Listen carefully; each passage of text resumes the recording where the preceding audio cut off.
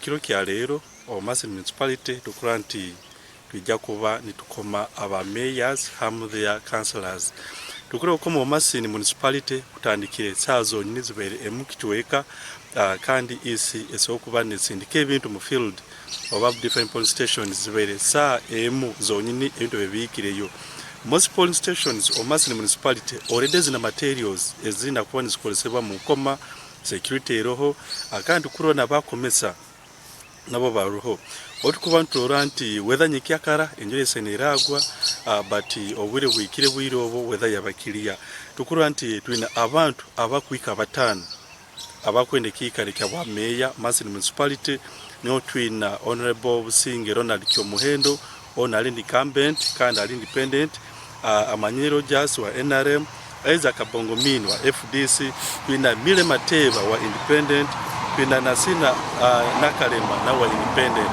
twina abantu abatano nibo bakwende kikare kya bwa meya o Masindi municipality kandi kubantura muri banu stiff competition will be between 3 people twina Amanyero Jas na Isaac Kabongomini hamna Businge Ronald Kyomuhendo. What kubantura nti general security wise the places were secured nyuma mubalizi wa police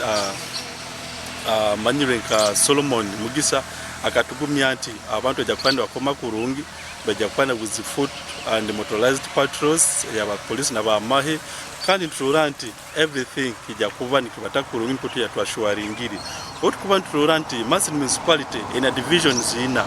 ali twina Kajubu division Central division Kajubu division Nyanga division hamuna Kigulia division ezijja kuba nizikoma abameye ekiro kinu kya leero tukunira kuba kukoma ni kukanga saa zonyini 10 eza Rwebagyo kandi hali kusigikira hali Abubaka Lubwama ali assistant returning officer agamba nti omuntu wena ajja kuba nasangwa mu line buli wire bokoma saa 10 zikire ajja kuba nekizibwa kukoma baito go wena ajja kujja wire buhoireyo tajja kuba nekiriza. In terms of performance tukura nti during presidential elections Masindi district ikafuna abantu abakomere 49.2% in district yona nibo bakomere in presidential and the parliamentary elections. Then in LOC5 elections tukura nti percentage ka dropping to 26% niyo abantu bakomere in the district.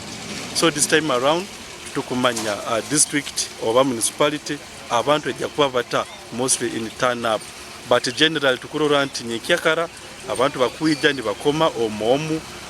nikitezo kwera likizangu turn up eso tabandungi mulinge kusa kuba yabaire eri akikaro kyabo ba president over LC5 because most people kusikira isinti bagenda ne badropingaga bakomi ne badropingaga but tujja kuba tubayirezaga updates from Masindi kandi ndi innocent atuganyira abatayari West TV o Masindi.